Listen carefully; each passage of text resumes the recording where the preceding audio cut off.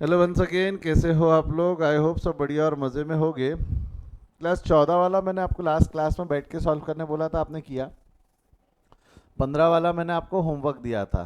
तो I hope आपने 14 और 15 सॉल्व किया होगा। नहीं किया होगा तो एक बार जो रिकॉर्डेड देख रहे हो पॉज करके लिख ले। प्रॉब्लम नंबर 14 एंड 15, ये दो क्वेश्चन आपके लिए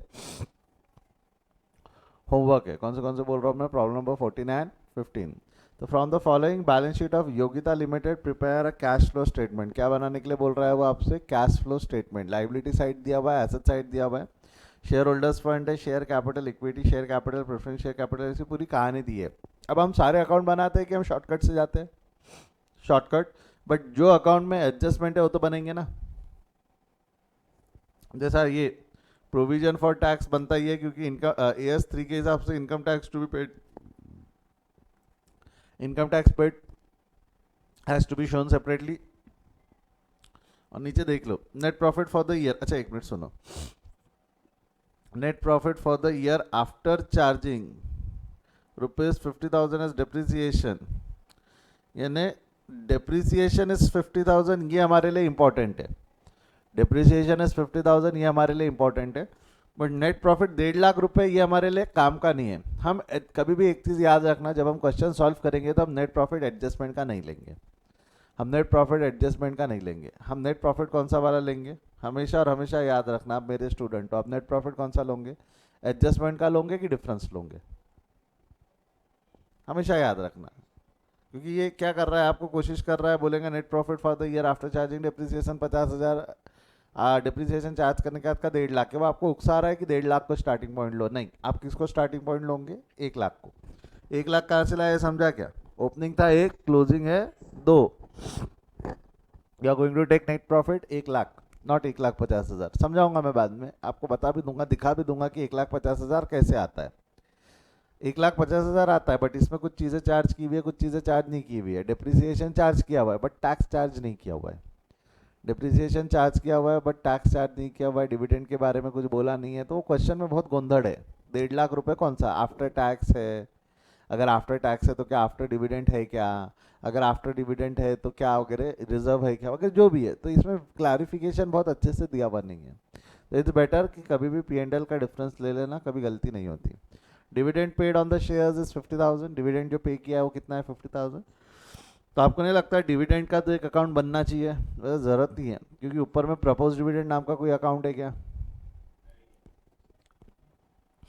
tax provision created during the year 60,000, तो टैक्स का तो हमने अकाउंट बना ही दिया, टैक्स का तो हमने अकाउंट बना दिया। उसके अलावा बाकी और कोई अकाउंट की ज़रूरत है कि हम डायरेक्ट प्लस माइनस कर सकते हैं? Direct plus minus is quite possible over here, yes और नो?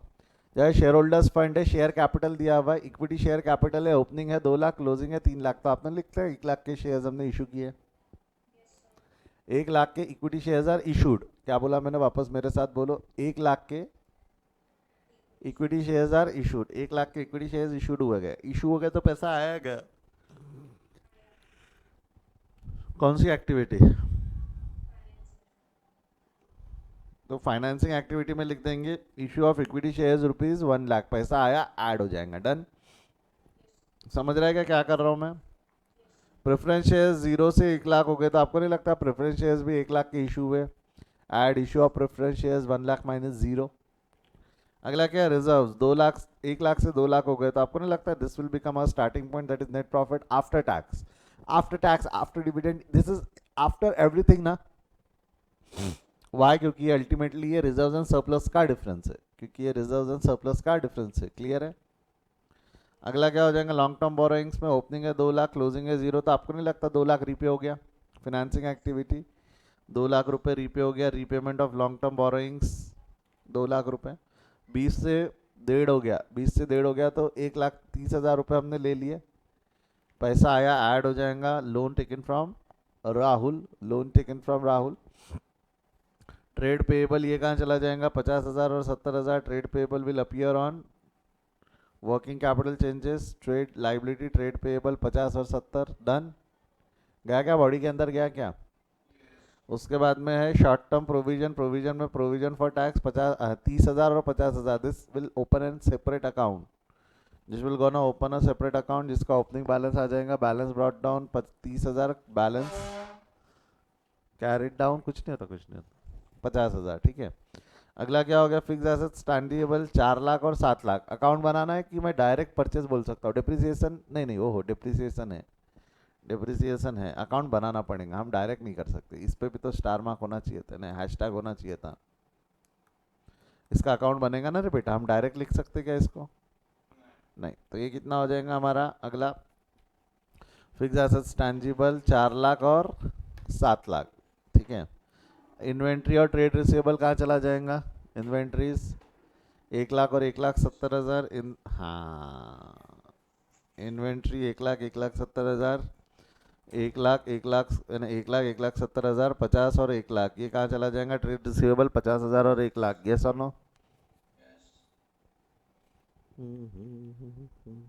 अच्छा अगला है cash and cash equivalent. Next क्या है आपका, कैश एंड कैश इक्विवेलेंट। ये तो रहता है ना ताकि बैलेंसिंग फिगर निकाल विकाल के इसको हम एडजस्ट कर सके। एक्सक्यूज मी, हाँ। अगला क्या हो जाएगा इसके बाद में, ये अगर हमने एक बार यहाँ तक कर लिया तो अगला क्या है, net profit for the year after charging depreciation. तो डिप्रिसिएशन की एंट्री क्या होती है, डिप्रिसिएशन की entry depreciation account debit to asset. तो depreciation account non non cash expenses add हो जाएगा ना यहाँ, डिप्रिसिएशन अकाउंट डेबिट, डेबिट में debit add, asset account credit, यहाँ क्रेडिट हो जाएगा 50,000, डन, दिस वॉज गिवन। अच्छा अब वो 1.5 लाख को इग्नोर करना है, मैंने बोला आपको अभी 1.5 लाख इग्नोर करो, मैं लाके देता हूँ 1.5 लाख लाके देता हूँ, तब तक इग्नोर तो करो। अगला क्या है, dividend paid ₹50,000। If dividend is paid 50,000, entry क्या होंगी, ए बाबा जी, रिसीव्ड है कि पेड है,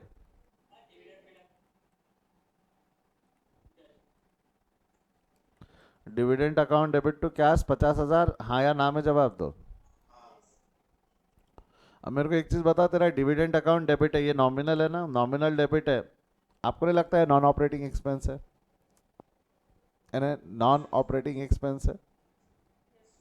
नॉमिनल अकाउंट सारे ऑपरेटिंग में जाएंगे ना, this will go to operating, खर्चा है, पीएनएल में तो जा नहीं सकता, पीएनएल नहीं बनने वाला।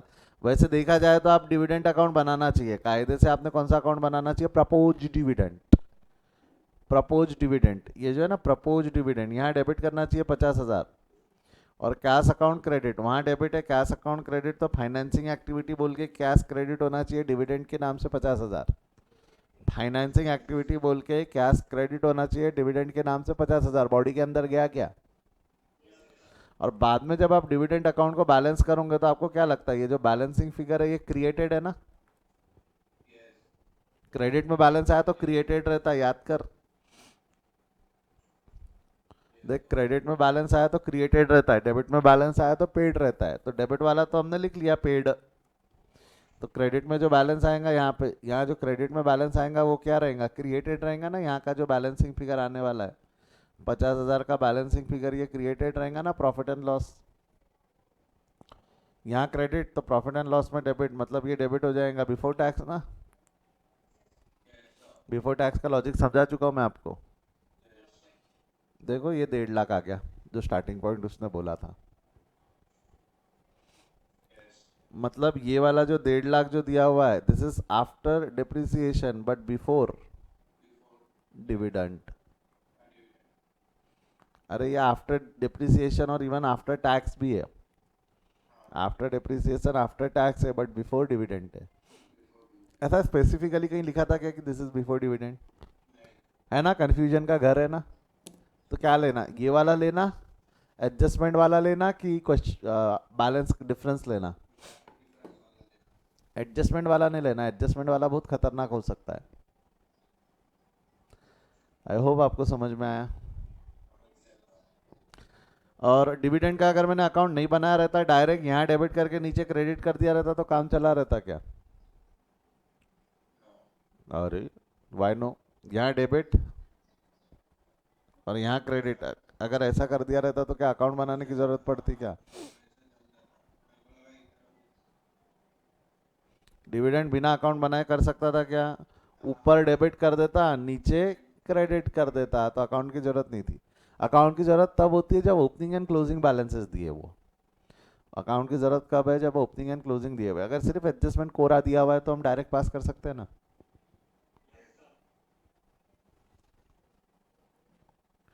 ये हो गया, ये हो गया। टैक्स प्रोविजन क्रिएटेड, देख tax provision created during the year is 60,000, 60,000 रुपए का इस साल का खर्चा प्रोविजन क्रिएटेड है ना, खर्चा है। तो आपको नहीं लगता provision account tax account debit जो पी&एल में डेबिट होगा वहां डेबिट, और प्रपोज डिविडेंड में क्रेडिट, क्रिएटेड क्रेडिट होता है ना।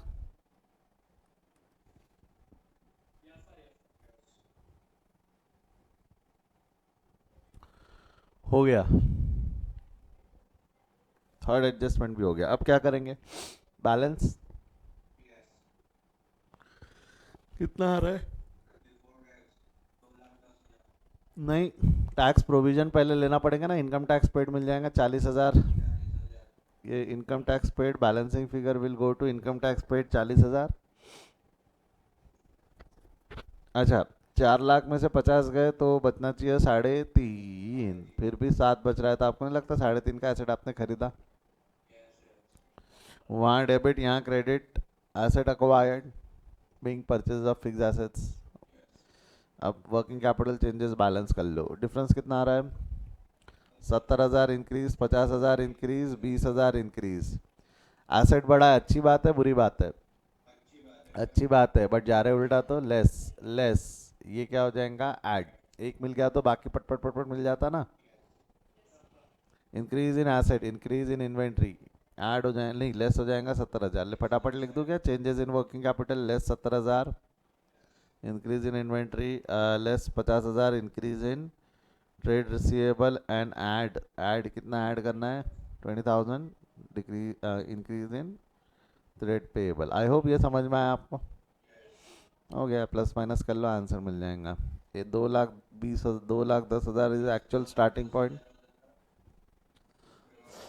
एक्सक्यूज मी, 2,10,000 पर एक्चुअल स्टार्टिंग पॉइंट है ना आपका। उसमें ऐड 50,000 कर दोगे तो आपका 2,60,000 आ जाएगा। Cash flow from operating activity before working capital changes, changes in working capital, changes in working capital के बाद में ये हो गया cash from operating activity before tax.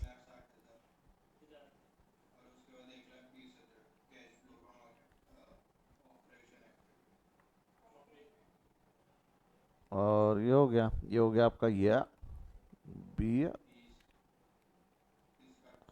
इसका टोटल सी मारो। Cash flow during the year is minus आ रहा है 1,50,000। अब मैं बता, माइनस आ रहा है ठीक है। अब ओपनिंग बैलेंस कितना जरा जाकर देखना। ओपनिंग बैलेंस, ओपनिंग 50,000 है, ठीक है। ओपनिंग हो गया आपका, ओपनिंग बैलेंस 50,000। अगर आप 1,50,000 में 50,000 जोड़ भी दोगे तो भी नेगेटिव नेगेटिव आएगा ना, negative 1,00,000। And that negative 1,00,000 is bank overdraft. बेटा एक चीज़ समझना, bank overdraft is also cash and cash equivalent. क्या बोला मैंने? Bank overdraft is also cash and cash equivalent. अब मैंने तो क्या है, cash and cash equivalent head में लिखा है। हो सकता है आपको एग्जाम में bank overdraft current liability head में मिले, अदर करंट लाइबिलिटी हेड में मिले। तो क्या है, हमारे को क्लिक नहीं होता जल्दी से। अदर करंट लाइबिलिटी हेड में रहता है और हम भावनाओं में बह के उसको कहाँ डाल देते हैं? चेंजेस इन वर्किंग कैपिटल में। समझ रहे होगा, क्योंकि आदत होती है ना करंट लाइबिलिटी के आइटम्स को चेंजेस इन वर्किंग कैप, और आपका टैली भी होगा उसके बाद भी, क्योंकि अल्टीमेटली आप क्या इंक्रीज डिक्रीज को बराबर इज्जत दे दोगे, प्लस माइनस हो जाएगा, टैली भी होगा। बट वो सही है क्या? Excuse me, cash and cash equivalent जो रहेगा उसमें आएगा वो। देख लो सारे अकाउंट आपके सामने में, with operating activity and investing activity.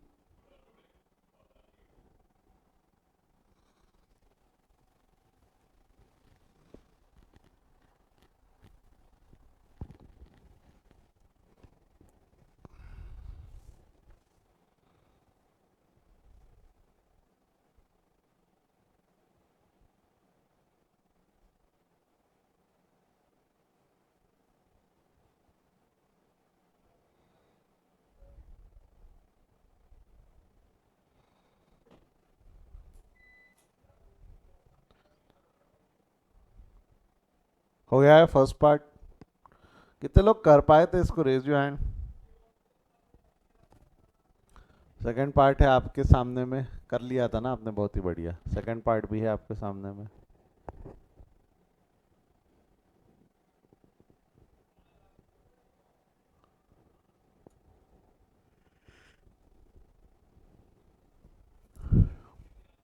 Class problem number 15।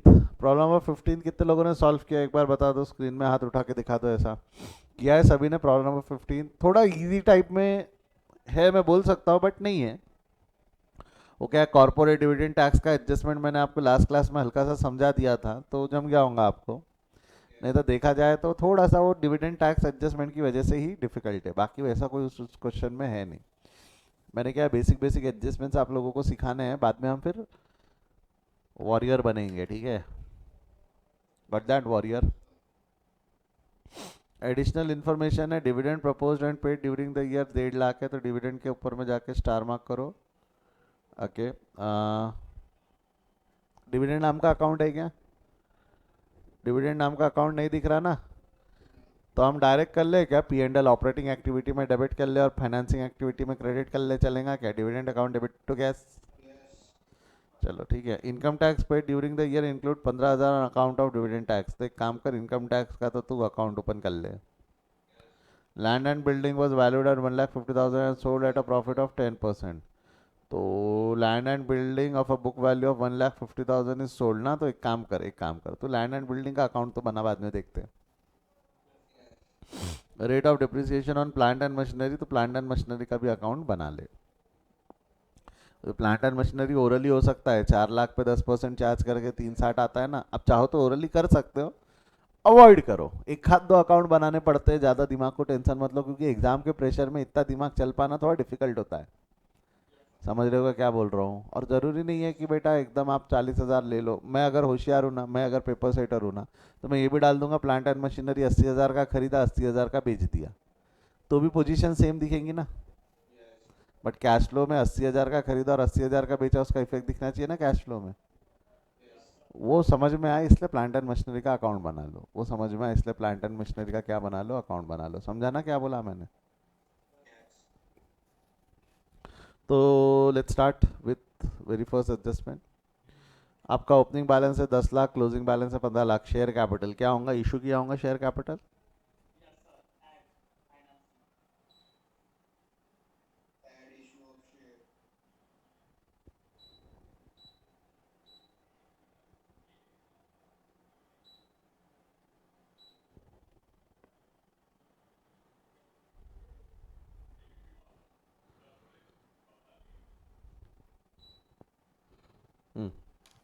क्या हो जाएगा? ऐड तीन एक्टिविटी है, ऑपरेटिंग, इन्वेस्टिंग, फाइनेंसिंग। क्या हो जाएगा? Add issue of equity shares 1.5 lakh रुपए, यानी 1.5 लाख 15 लाख माइनस 10 लाख, 5 लाख रुपए, हाँ या ना? अगला क्या हो जाएगा उसके बाद में, इशू के बाद में रिजर्व। रिजर्व कितना है? 6 से 7.5 हो गया। तो आपको नहीं लगता दिस इज नथिंग बट आपने 1.5 लाख रुपए का नेट प्रॉफिट अर्न किया after tax? Net profit after tax 7.5 minus 6 कितना? 1.5 लाख का प्रॉफिट अर्न किया है, 7.5 माइनस 6। उसके बाद में लॉन्ग टर्म बोरोइंग से ओपनिंग है 2, क्लोजिंग है 0, तो दो और 0 तो रीपे हो गया debentures, less repayment of debentures, 0 से 1 हो गया। नया पैसा आ गया आपके पास में, add loan taken from bank. Current liabilities opening है 1,10, क्लोजिंग है 1 lakh. Current assets, current liabilities 1,10,000 और 1 लाख। क्लियर है क्या? अगला है शॉर्ट टर्म प्रोविजन। ओपनिंग है 80, क्लोजिंग है 95। 95 वो ओपनिंग है 80, क्लोजिंग है 95, ठीक है। Non current assets, non current assets है 8 लाख, 6,50,000। 8 लाख है लैंड एंड बिल्डिंग, 6 पे। हाँ लो, अकाउंट बनाना है ना इसका, लैंड एंड बिल्डिंग। अरे डेबिट में आएगा ना सर।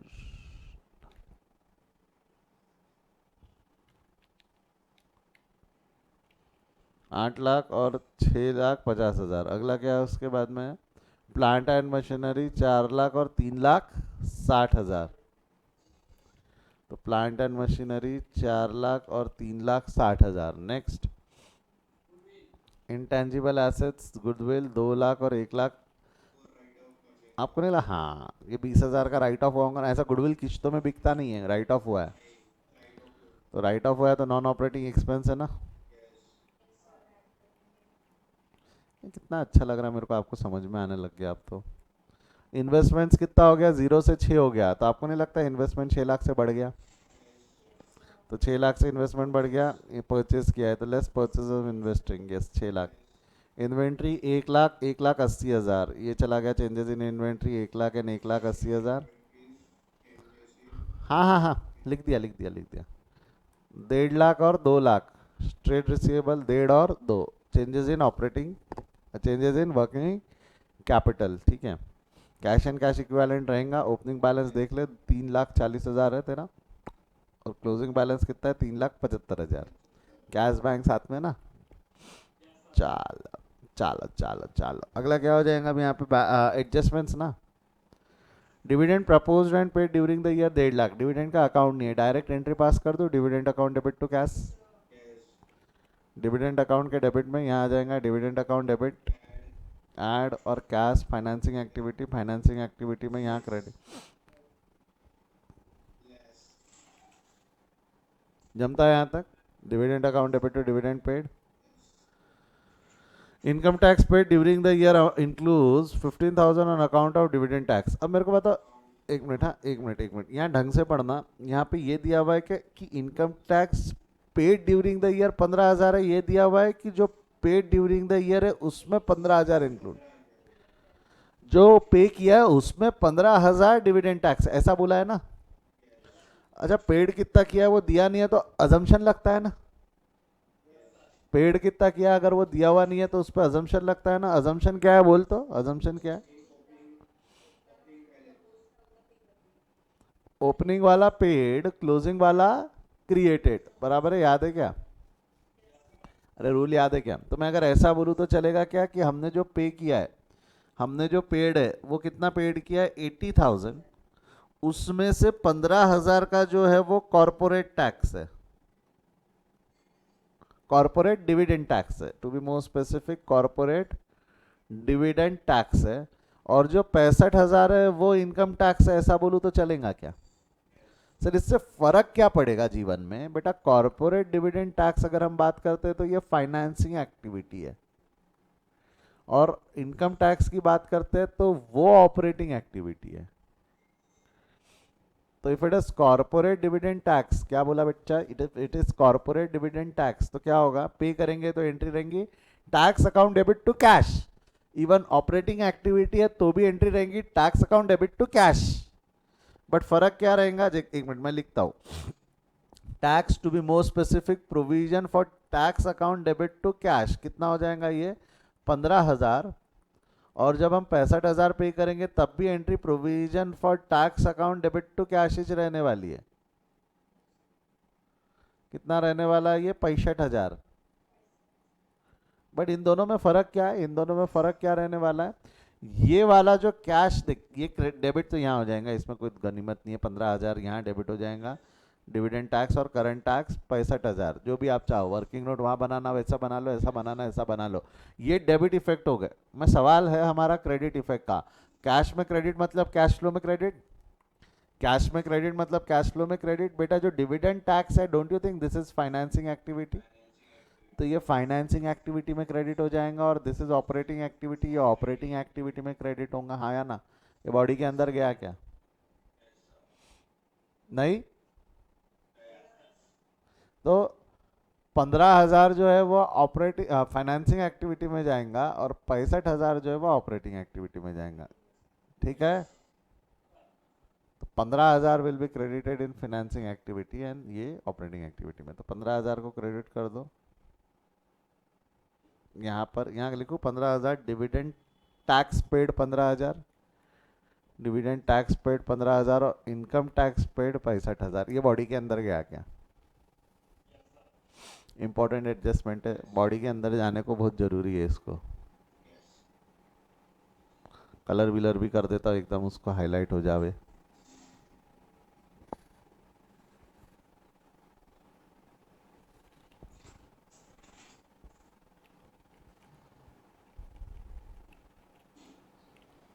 चलो ये हो गया हमारा। Land and building valued at 1.5 lakh was sold at a profit of 10%। मतलब जो 1.5 लाख का एसेट है उसको 10% प्रॉफिट पे बेचा है, मतलब 1,65,000 में बेचा है ना। तो एंट्री क्या रहेंगी, जवाब दो बेटा। Entry will be cash account debit, है ना। कैश अकाउंट डेबिट हो जाएगा 1,50,000।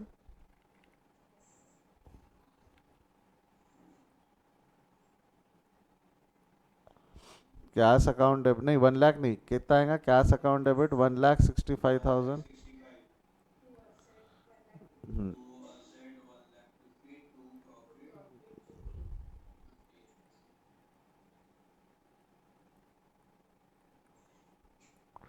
कैश अकाउंट डेबिट हो गया 1,65,000। कैश अकाउंट है या बनाना पड़ेगा, है ना। कैश इनफ्लो है sale of land and building 1.5 lakh plus 10%। Cash account debit. Land and building account credit. Land and building में क्रेडिट कितने से होने वाला है बेटा, 1,50,000। और जो 15,000 रुपये ये कहाँ क्रेडिट होगा, लैंड एंड बिल्डिंग में नहीं होगा, ये कहाँ जाएगा, प्रॉफिट एंड लॉस, है ना, ऑपरेटिंग एक्टिविटी ना। यहाँ पे क्रेडिट यानी लेस हो जाएगा non operating income, land profit on sale of land and building 15,000 गया क्या बॉडी के अंदर।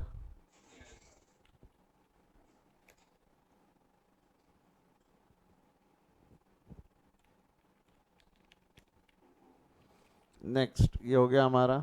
Rate of depreciation on plant and machinery is 10%। Depreciation account debit to asset, कितना 10%, ये जो है 4 लाख का 10% हो जाएगा ना।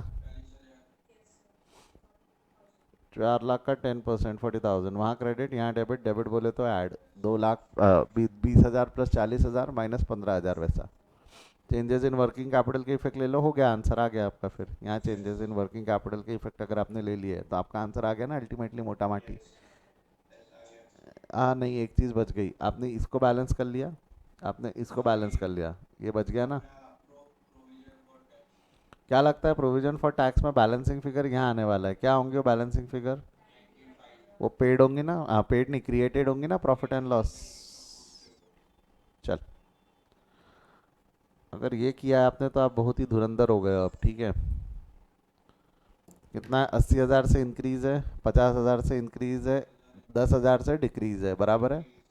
Changes in inventory, increase in asset, increase in asset फायदा है, क्या हो जाएगा लेस, ऐड होना चाहिए, जा रहे उल्टा तो लेस, लेस डिक्रीज भी लेस, क्योंकि एसेट इंक्रीज लेस होता है तो लाइबिलिटीज डिक्रीज लेस होगा। तो तीनों को बढ़ावट लेस कर दूं क्या, किया है ना आपने ये। मेरे को नहीं लगता वर्किंग कैपिटल में आप गड़बड़ कर रहे हो, ये तो ऐसा इंजेक्शन दे दे के बॉडी में डाला है अभी अपन ने, गड़बड़ नहीं होंगी इसकी, ठीक है। 1.5 प्लस 95, तो आप ये 3,95,000। हाँ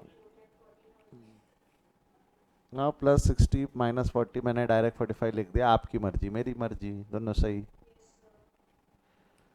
ये हो गया 3 लाख, 3 लाख में से 65 गए तो 2,35,000।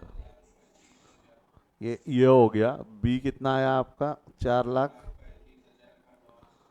लॉस नहीं कैश आउटफ्लो। सी, तो cash flow during the year 2,35 plus 2,35 minus 4,35, 35,000 आता है क्या। अब ये जो 35,000 है इसमें क्या करोगे, ऐड ओपनिंग, ओपनिंग बताया था ना 3,40,000, 50 और 2,90, 50 और 2,90, तो क्लोजिंग कितना आ जाएगा 3,75,000। इसका भी ब्रेकअप लिखना है तो लिख देना 70 और 3,5। डन डना डन। देख लो ऑपरेटिंग एक्टिविटी और सारे लेजर अकाउंट आपके सामने है।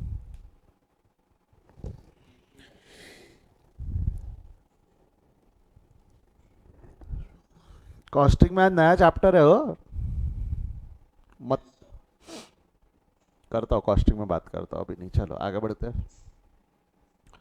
इन्वेस्टिंग एक्टिविटी, फाइनेंसिंग एक्टिविटी और कंक्लूजन ऑफ द क्वेश्चन दिया हुआ है आपके सामने में. कंक्लूजन मतलब ऐड ओपनिंग से क्लोजिंग आता है ना.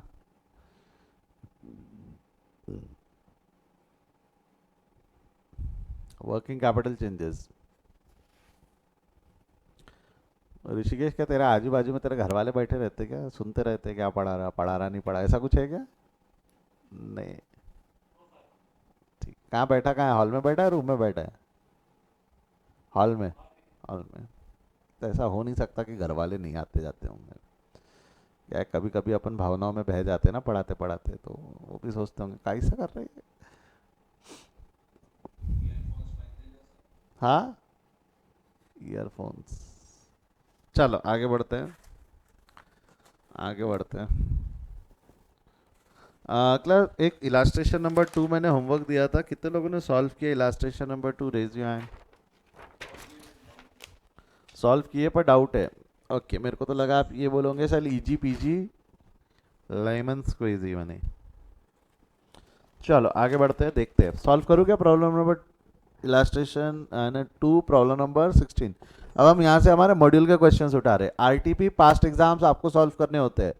आपने बेटा इतना ही पढ़ लिया, मॉड्यूल के क्वेश्चंस टेस्ट योर नॉलेज भी हो. मॉड्यूल के पीछे में टेस्ट योर नॉलेज के भी क्वेश्चंस होते हैं, उसके भी आंसर्स दिए हुए होते हैं. आपके पास में आरटीपी के भी आंसर्स दिए हुए होंगे. आपके पास में क्या नाम है, पास्ट एग्जाम के क्वेश्चंस के भी आंसर्स दिए हुए होंगे. आपके पास में एक प्रैक्टिस मैनुअल भी आएंगी. एग्जाम से पहले एक प्रैक्टिस मैनुअल आती है. एग्जाम से पहले रिवीजन करने के लिए we are going to solve practice manual. और एग्जाम से पहले एक आरटीपी भी आती है, वो हम सॉल्व करेंगे. समझा क्या क्या बोला? वो रिवीजन, प्रैक्टिस मैनुअल और एग्जाम के पहले आरटीपी रिवीजन. बट बाकी तो चीज़ें अभी हमको सॉल्व करके रेडी रखना है. We have to be equip. किया क्या रे, आरटीपी सॉल्व किया क्या इतने दिन से जो चिल्ला रहा हूं मैं? कब होने वाली, नहीं कब होने वाली है वो? जैसे चैप्टर खत्म हुआ उस चैप्टर की पूरी आरटीपी आरटीपी आरटीपी प्रिंट करके निकाल लिए होंगे ना. पाँच पाँच चार पाँच आरटीपी है और चार पांच पास्ट एग्जाम के पेपर है. 8 क्वेश्चन है गिनती के एक एक चैप्टर के अंदर में. और वो भी जरूरी नहीं है पास्ट एग्जाम में हर चैप्टर पे क्वेश्चन हो. आरटीपी में हर चैप्टर पे क्वेश्चन होगा, बस पास एग्जाम पे हर चैप्टर पे क्वेश्चन हो, ये जरूरी है क्या? कैसा कर रहे तू, कब करने वाले ये सॉल्व? अरे क्वेश्चन मैं दे सकता, मैं कंपाइल करके अलग निकाल के सारे क्वेश्चन दे सकता, चैप्टर वाइज दे सकता. अरे बट एग्जाम में पढ़ के समझ में भी तो आना चाहिए ना कि ये क्वेश्चन कौन से चैप्टर का है. अरे दिक्कत यहाँ से शुरू होती है, दिक्कत यहाँ से शुरू हो रही है. आपको मालूम है क्या, बच्चों को समझता नहीं है चैप्टर को, ये क्वेश्चन कौन से चैप्टर का है.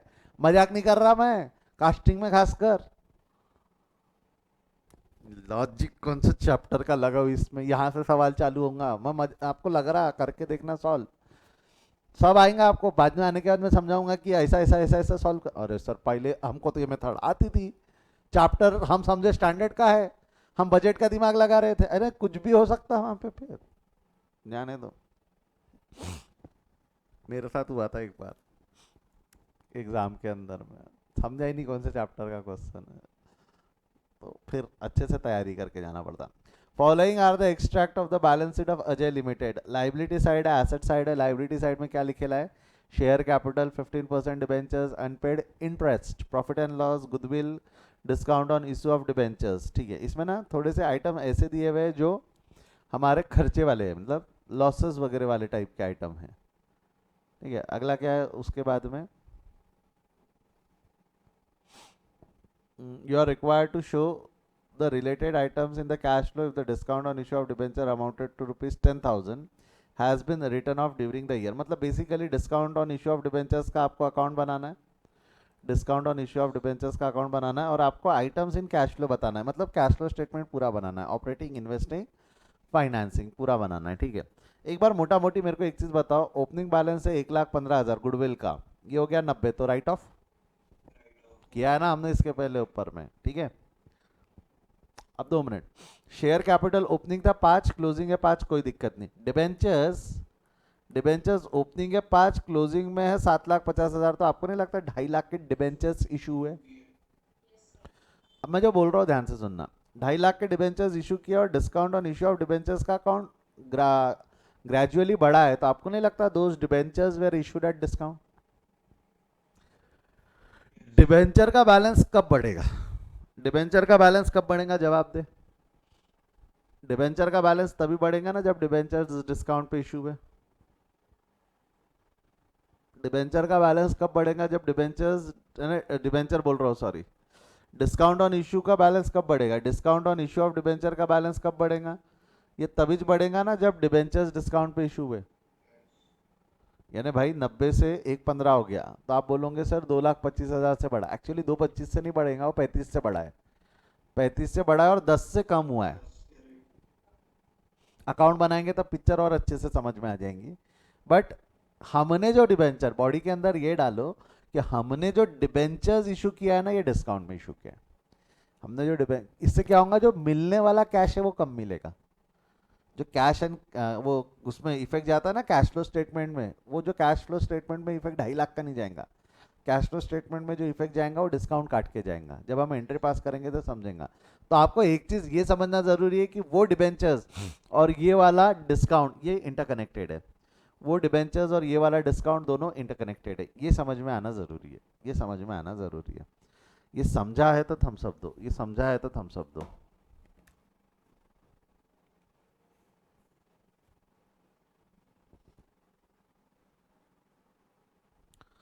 समझा है क्या बेटा? आगे बढ़ू यहाँ से। अगला क्या है इसके बाद में, अनपेड इंटरेस्ट के बाद में अगला क्या है, profit and loss. Opening balance है 50, क्लोजिंग है 90, तो आपको नहीं लगता 20,000 का स्टार्टिंग पॉइंट बन जाएगा? कौन सी मेथड लगाओ, डायरेक्ट इनडायरेक्ट? इनडायरेक्ट ही लगेंगी ना, क्योंकि डायरेक्टली हमको सारे आइटम चाहिए, कितना पे कितने में बेचा वगैरह। तो इनडायरेक्ट को लगा के सॉल्व करें फटाफट।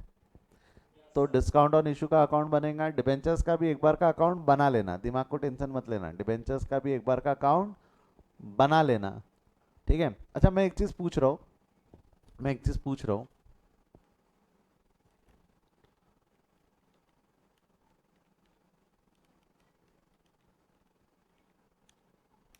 मेरे को एक चीज बताओ, ये जो है, ये जो डिबेंचर्स है मेरे, साल भर 5 लाख रुपए तो एटलीस्ट आउटस्टैंडिंग थे ना मेरे? 5 लाख तो एटलीस्ट मेरे साल भर आउटस्टैंडिंग थे, हाँ या ना? अच्छा, उसके बाद में इसके ऊपर में इंटरेस्ट कितना परसेंट देना था इंटरेस्ट? तो 5 लाख का जरा 15% निकालो तो कितना होता है? 75,000। तो मेरा आपको नहीं लगता 75,000 का इंटरेस्ट पेएबल है? हिडन एडजस्टमेंट, बचपन में फाइनल अकाउंट में भी आते थे ना ऐसे हिडन एडजस्टमेंट। तो जो 5 लाख का डिबेंचर्स है उसके ऊपर में 75,000 का इंटरेस्ट पेएबल है, जिसमें से अनपेड सिर्फ 5,000 ही दिख रहा है। अनपेड सिर्फ 5,000 ही दिख रहा है, अनपेड इंटरेस्ट 5,000 ही दिख रहा है। इसका मतलब 70,000 हमने क्या किया होगा? समझा क्या? आई मजा? हाय छोटा सा क्वेश्चन, हाय छोटा सा क्वेश्चन लगाया, मजे लिया, आया फील आया इंस्टीट्यूट का। इसलिए मैंने ना ऐसे क्वेश्चन से इसलिए शुरुआत नहीं की थी। आपको मालूम अपन ने 15 क्वेश्चन सीधे सीधे सॉल्व किए, इजी वाले कंसेप्ट समझने के लिए। इमेजिन करो अगर डे 1 पे मैंने ऐसे क्वेश्चन सॉल्व किए रहते, दिखने में छोटे से, एडजस्टमेंट गांव भरे की भरी हुई है, दिमाग फट जाता, चैप्टर में डर लगने लगता। अभी मैंने क्या इतने प्यार से सिर्फ एक एक लाइन में समझा, आपको जल्दी जल्दी समझ में आ गया। पहले दिन अगर ये बोलता तो पहले तो कैश फ्लो बनाते नहीं आ रहा था, उसमें सर एडजस्ट, मैंने क्या बोला आपको डे 1 से, मैं एक चीज बोल रहा हूँ, कैश फ्लो बनाने का तरीका यही है। इसमें एडजस्टमेंट की डिफिकल्टी लेवल बढ़ेंगी, हुई ना एस्केलेट, डिफिकल्टी अलग ही एस्केलेट हो गई। बट बना आपको समझना ना, इफेक्ट यहाँ जाना चाहिए, इसका इफेक्ट यहाँ जाना चाहिए, ऐसा जाना चाहिए, एडजस्टमेंट समझो। कैश फ्लो का आप दिमाग, अब कैश फ्लो का प्रेशर नहीं होना कि कैश फ्लो कैसा बनेगा, अब हमको पता है कैश फ्लो कैसा बनेगा, अब उसमें एडजस्टमेंट पास करते आनी चाहिए। समझा क्या? इसको 2 पार्ट में समझना बहुत जरूरी है, नहीं तो मैं आपको बोल रहा ना, आपके दोस्त लोगों से पूछना सबसे डिफिकल्ट चैप्टर क्या लगता है उनको, सबसे डिफिकल्ट चैप्टर वो क्या बोलेंगे? अगर उन्होंने हायर परचेज नहीं बोला तो वो बोलेंगे कैश फ्लो स्टेटमेंट। सबसे difficult chapter cash flow statement लगता है, जबकि वो सबसे आसान चैप्टर है। अरे बाबा कैश फ्लो लॉजिकली आप 11-12 से सॉल्व कर रहे हो ना, पूरे लेजर बनाना, फाइनल अकाउंट बनाना, अपन बस फाइनल अकाउंट से उल्टा जा रहे, बना आप 11वीं से ही रहे हो, 11वीं 12वीं से बना रहे हो, डिफिकल्ट होना ही नहीं चाहिए। चलो मैं एक चीज वापस बोल रहा हूँ, कैश फ्लो बनाने का तरीका नहीं बदला, एडजस्टमेंट की डिफिकल्टी बढ़ी है। कैश फ्लो बनाने का तरीका नहीं बदला, एडजस्टमेंट की क्योंकि डायरेक्ट एडजस्टमेंट्स नहीं दिए हुए, डायरेक्ट एडजस्टमेंट्स नहीं दिए हुए, अब हमको सोच सोच के बनाना है, अब हमको सोच सोच के बनाना है। तो to make things easy, to make things easy मैं चाहूँ तो इंटरेस्ट का भी अकाउंट बना लूँ क्या? अनपेड इंटरेस्ट और डिबेंचर का भी अकाउंट बना दूँ, चलेगा? To make things easy, to make things easy, इन दोनों के भी मैं अकाउंट बना लूँ, will you be comfortable? Will you be? Goodwill का नहीं बनाते ना, गुडविल तो समझ रहा है राइट ऑफ है, गुडविल तो राइट ऑफ है, और पी एंड एल का भी जरूरत नहीं है। तो now let's start with this. इसके मेरे सॉल्व किए हुए नहीं है, मैं मेरे सुंदर सुंदर अक्षरों से लिखूंगा, तो आपने थोड़ा कोशिश करना समझने की, ठीक है? अब तो आपको आदत हो गई होंगी ना, अब तो हो ही गई होंगी। यही है मेरा प्लान, ऐसा ही रहता, धीरे धीरे आदत बनवा लो, मैं नहीं सुधरने वाला, ठीक है?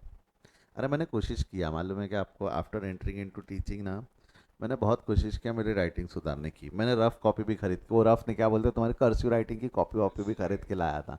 वो 3 लाइन 4 लाइन वाली नहीं रहती क्या, जिसमें पहले से लिखा रहता वगैरह, मैंने सब ट्राई किया। फिर बाद में मैंने कहीं एक रिसर्च पढ़ा, after entering at the age of 16, 16 साल के बाद आप कितनी भी कोशिश कर लो, आपकी राइटिंग नहीं सुधर सकती। तो फिर मैंने बोला अब जब सुधर ही नहीं सकती तो काहे एफर्ट डालना, तो छोड़ दिया मैंने, ठीक है? पहले मौका था, अब पछता के क्या फ़ायदा जब चिड़िया चुग गई खेत, बोले। चलो सबसे पहले लाइबिलिटी साइड से फॉर्मेट बना ले क्या, फटाफट फॉर्मेट बना ले क्या? कैसा फॉर्मेट बनाओगे आप? ऊपर में हेडिंग वेडिंग दोगे, सबसे पहले cash flow statement for the year, क्या लिखोगे बोल तो? फॉर द ईयर ओपनिंग वाला लिखते हैं कि क्लोजिंग वाला लिखते हैं? क्लोजिंग वाला लिखते हैं ना, साल खत्म जब हो रहा है अपने को 11 से 12 का कैश फ्लो चाहिए ना, 11 का थोड़ी चाहिए, 12 एंड का चाहिए। तो कैसे, नहीं नहीं नहीं, 11 to 12 नहीं, फॉर द ईयर एंडिंग 31 मार्च 2012। आपने ईयर एंडिंग लिख दिया ना तो बात खत्म होगी ना बेटा। ईयर एंडिंग मतलब शुरू ही 11 से हुआ होगा ना वो, ठीक है? इसका फॉर्मेट बनाओ बढ़िया, लाइन वाइन से खींचेंगे अपन एक नंबर, ये ऐसा, अरे किधर गया?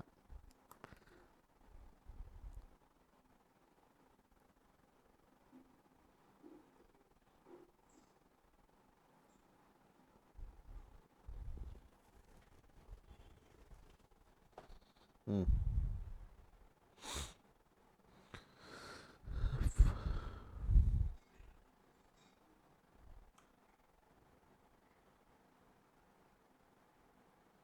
हम्म। और बगल में जितने भी गांव भर के लेजर अकाउंट है वो बगल में बनाएंगे, ऐसा आजू बाजू में चलने देना, यहाँ लेजर अकाउंट आ जाएंगे। शुरू करूँ? तो अच्छा, इसमें एक चीज़ और भी है, यहाँ पे क्या क्या हो जाएगा आपका? सबसे पहला ए, कैश फ्लो फ्रॉम, हाँ, ऑपरेटिंग एक्टिविटी। अब इसके नीचे अंदाजे से लाइन छोड़ देना, 5-10 लाइन छोड़ देना। जितना बड़ा, ज़्यादा बड़ा क्वेश्चन रहेगा तो थोड़ी ज़्यादा, एक एक पेज छोड़ देना। अपने पेज तो है नहीं एग्जाम में, एग्जाम में अपने पेज तो है नहीं, जितनी चाहो उतनी लाइन छोड़ दो। अगला क्या हो जाएगा उसके बाद में? Cash flow from investing activity. कायदे से देखा जाए तो इन्वेस्टिंग एक्टिविटी का कुछ है नहीं, बट फिर भी लिख के छोड़ देना, मैं लाइन नहीं छोड़ रहा उसके नीचे।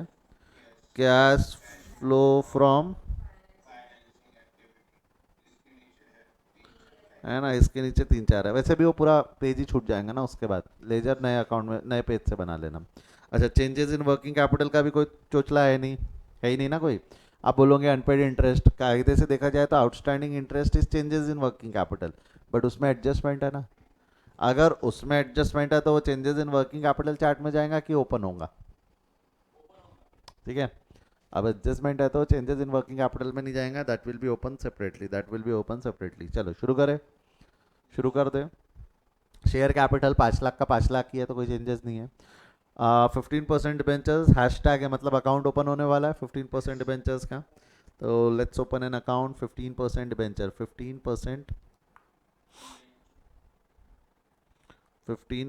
डिबेंचर, डिबेंचर ओपनिंग बैलेंस है, यहाँ आ जाएगा बैलेंस ब्रॉट डाउन और बैलेंस कैरिड फॉरवर्ड। कितना है बराट डाउन? बराट डाउन है 5 और 7,50,000, 5 लाख और 7,50,000, ठीक है? बॉडी के अंदर गया, यहाँ तक कंसेप्ट बनाने का तरीका वही है, एडजस्टमेंट की डिफिकल्टी बढ़ी है बट तरीके में चेंज है क्या? अनपेड इंटरेस्ट, इसका भी अकाउंट ओपन होगा ना, ओपनिंग बैलेंस है 0 एंड क्लोजिंग बैलेंस है 5,000। बेटा ध्यान रख रहे, तूने एक चीज़ गौर किया होगा ना, तो ओपनिंग और क्लोजिंग की पोजीशन बहुत बार चेंज हो रही है, कभी ओपनिंग पहले आता है, क्लोजिंग बाद में आता है, कभी क्लोजिंग पहले आता है, ओपनिंग बाद में आता है, बहुत दिमाग खराब होता है एग्जाम में। इसमें भी अपन एक ही प्रकार के क्वेश्चन सॉल्व करके जाते हैं जिसमें ओपनिंग पहले क्लोजिंग बाद में। मैंने इसलिए बार बार जगह चेंज की है कि हमको दिखते रहे कि यहाँ यहाँ यहाँ यहाँ कुछ भी हो सकता है एग्जाम में, ठीक है। ये बहुत गड़बड़ होती, कुछ नहीं, वैल्यूअर को डिफिकल्टी लेवल बढ़ानी है ना तो क्लोजिंग पहले ओपनिंग बाद में डाल देगा।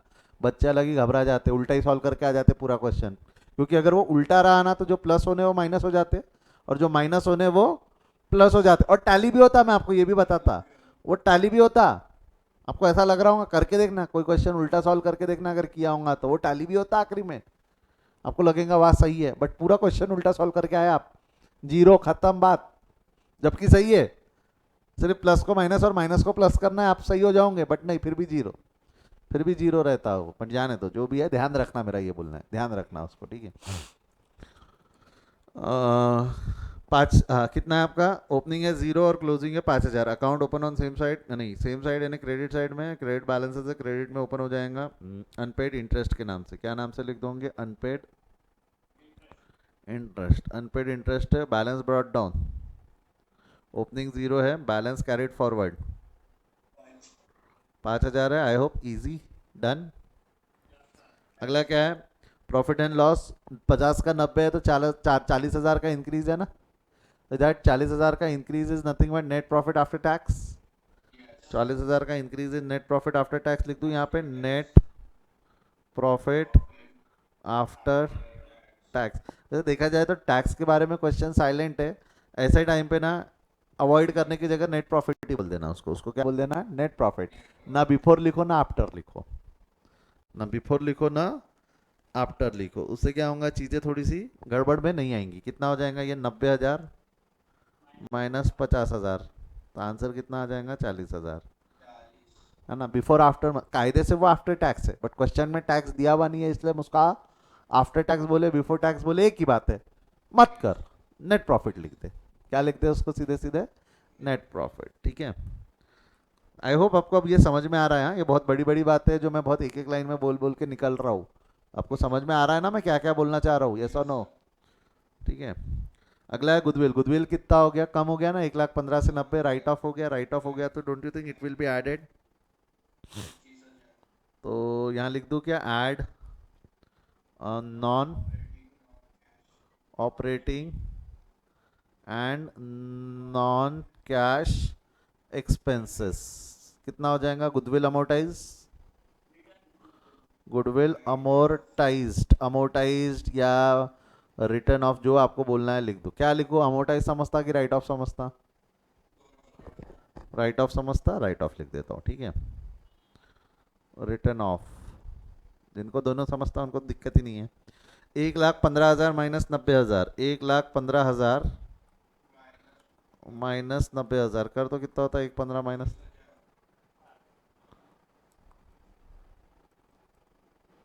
ओके डन यहाँ तक। अगला क्या है उसके बाद में? Discount on issue of debentures है, 90,000 ओपनिंग है और 15,000, 1,15,000 क्लोजिंग है। मैंने आपको बोला ना इसका अकाउंट ओपन कर लेना। Discount on issue, discount on issue of debenture. Opening balance कितना है? Opening balance, balance brought down, opening है 90, क्लोजिंग है 1,15,000, ये हो गया 90,000 और क्लोजिंग हो गया आपका 1,15,000। जमता है यहाँ तक? 90,000 और 1,15,000। आगे बढ़ू यहाँ से। एक बार यहाँ तक हो गया कि एडजस्टमेंट पढ़ लो। एडजस्टमेंट में क्या दिया हुआ है? If the discount on issue of debenture amounted to ₹10,000 has been written off during the year. 10,000 रुपये P&L में ट्रांसफर कर दिया आपने, नॉन कैश एक्सपेंस है ना, like depreciation. You have reduce the balance, you have reduce the balance like depreciation. Entry क्या रहेंगी? Non cash non operating expenses account debit हो जाएगा। यहाँ पे लिख दूँ डिस्काउंट रिटर्न ऑफ, ये गिवन है, डिस्काउंट रिटर्न ऑफ ये गिवन है, ठीक है। एक मिनट है, एक कॉल आ रहा है, एक minute.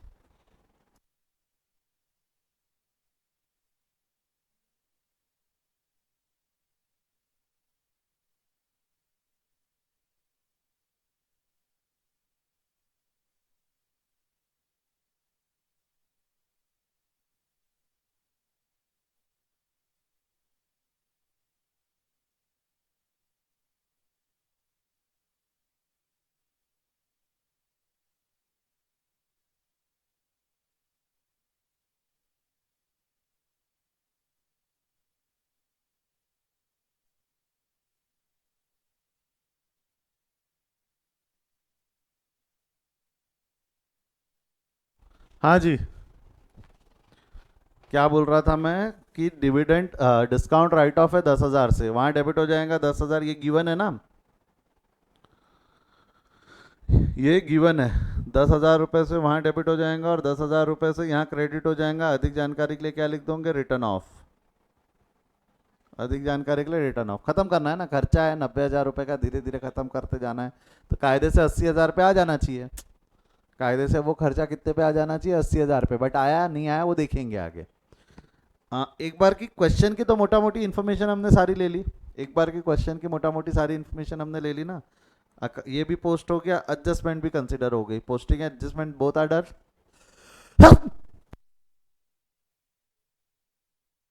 Excuse me, posting and adjustment both are done, हाँ या ना। पोस्टिंग और एडजस्टमेंट दोनों हमने कर लिया, दोनों हमने कर लिया। अब क्या करेंगे, बैलेंस करेंगे। बेटा वाइल बैलेंसिंग सबसे पहले डिबेंचर्स अकाउंट को बैलेंस करोगे तो आपका दिख रहा है 5 लाख का 7.5 लाख हो गया। डिबेंचर का बैलेंस 5 लाख से 7.5 लाख हो गया। ये बॉडी के अंदर गया क्या, इसका मतलब 2.5 लाख का इशू हुआ है। यहाँ मैं लिख दूँ क्या, इससे समरी क्या निकल के आ रही है, इससे समरी क्या निकल के आ रही है, 2.5 लाख के डिबेंचर्स इशू हुए। बट आपको नहीं लगता balancing figure debentures, discount on debentures से कुछ निकल के आएगा, यहाँ नहीं आएगा बैलेंसिंग फिगर, यहाँ निकल के आएगा। कितना आएगा बैलेंसिंग फिगर, जरा निकालो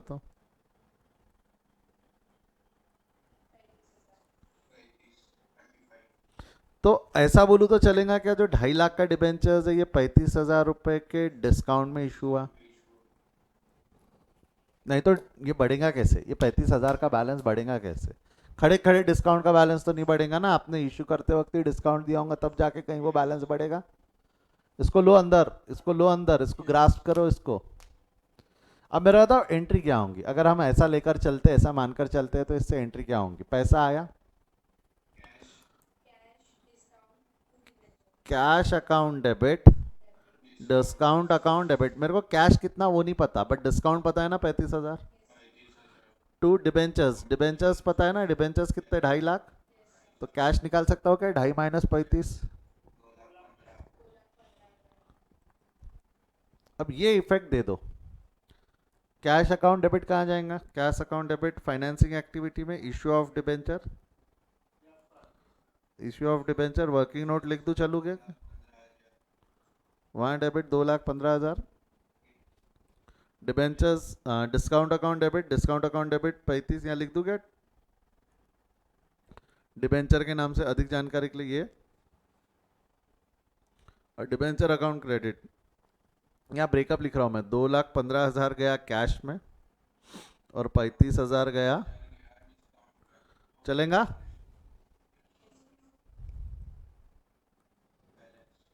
बैलेंस्ड।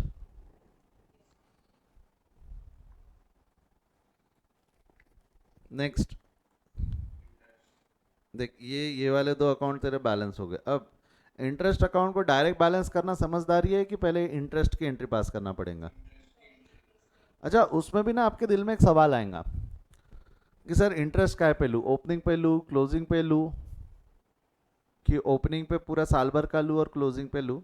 बेटा अजम्पशन मेजरली ओपनिंग पे ही रहेगा अगर क्वेश्चन साइलेंट, अगर क्वेश्चन में डिबेंचर्स की इशू की डेट दी रहती तो फिर इशू पे भी इंटरेस्ट लगता।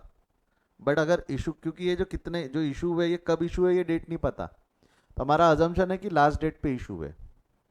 इशू कब हुआ है, लास्ट डेट पे। अगर लास्ट डेट पे इशू है तो इशू पे इंटरेस्ट लगेगा क्या।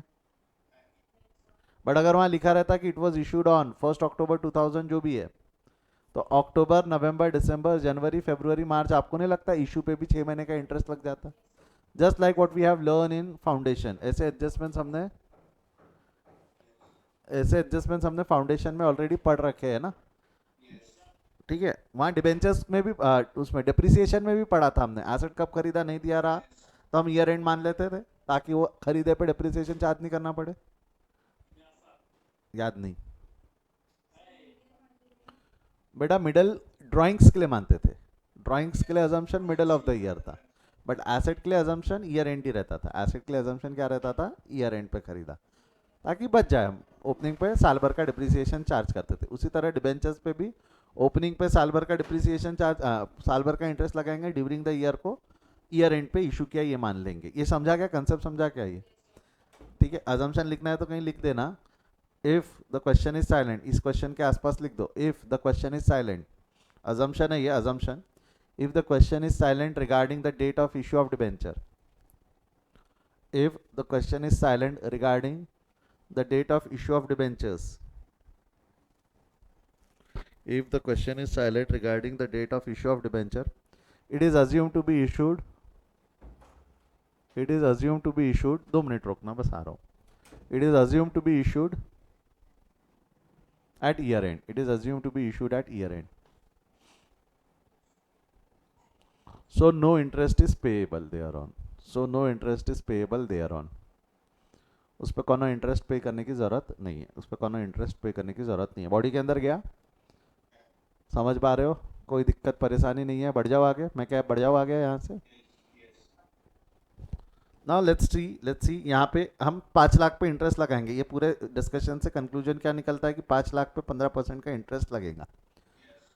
इंटरेस्ट नाम का खर्चा बुक कर लो पहले, खर्चा बुक करोगे तो एंट्री क्या रहेंगी बोलो, interest account debit to outstanding interest, कितना हो जाएगा ये, 5 लाख का 15%, कितना हो जाएगा 5 लाख का 15%, ये एंट्री पास कर दूं क्या मैं? अच्छा, इंटरेस्ट अकाउंट डेबिट है, ये ऑपरेटिंग एक्टिविटी में चला जाएगा, because this is non operating, PNL में डेबिट वाले सारे ऑप्शंस आपके ऑपरेटिंग में ही जाते हैं ना, तो यहाँ पे चला जाएगा ऐड, डेबिट में डेबिट ऐड, यहाँ लिख दूं क्या, क्या नाम से लिख दोगे आप, interest on debenture, interest on debenture 75,000, वहाँ डेबिट हो गया 75,000, वहाँ डेबिट, क्रेडिट का होने वाला है outstanding interest, this outstanding interest is nothing but unpaid interest ना, क्रेडिट हो जाएगा यहाँ पे 75,000। अधिक जानकारी के लिए क्या लिख दोगे, interest on debenture. I hope entry समझ में आई आपको। अब इस अकाउंट को बैलेंस करोगे तो 75 में से 5, तो आपको नहीं लगता बैलेंसिंग फिगर जो बच रही है वो जो हाँ ये 70,000 हमने क्या किया पे, और लॉजिकल है ना, 75 में से 5 बच गया तो 70 पे, ये ओरली बोला था मैंने थोड़ी देर पहले, तो वहाँ डेबिट, फाइनेंसिंग एक्टिविटी में क्रेडिट, क्या नाम से, लेस इंटरेस्ट, हाँ less interest on debentures, away debentures है ना, इंटरेस्ट ऑन डिबेंचर्स पेड, कितना हो जाएगा ये 70,000, दैट्स इट। अब जाकर आप बोल सकते हो कि आपका क्वेश्चन खत्म हो गया, कर लो बैलेंस कर लो, ऑपरेटिंग एक्टिविटी चेंजेस वेंजेस है नहीं, डायरेक्ट ऑपरेटिंग एक्टिविटी मिल जाएगा आपको, 1,50,000, इन्वेस्टिंग एक्टिविटी 0 है, फाइनेंसिंग एक्टिविटी से कितना आ जाएगा,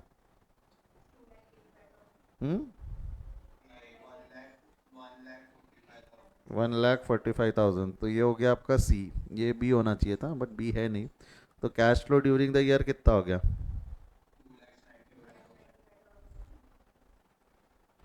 ए plus B plus C, 2 lakh, that's it.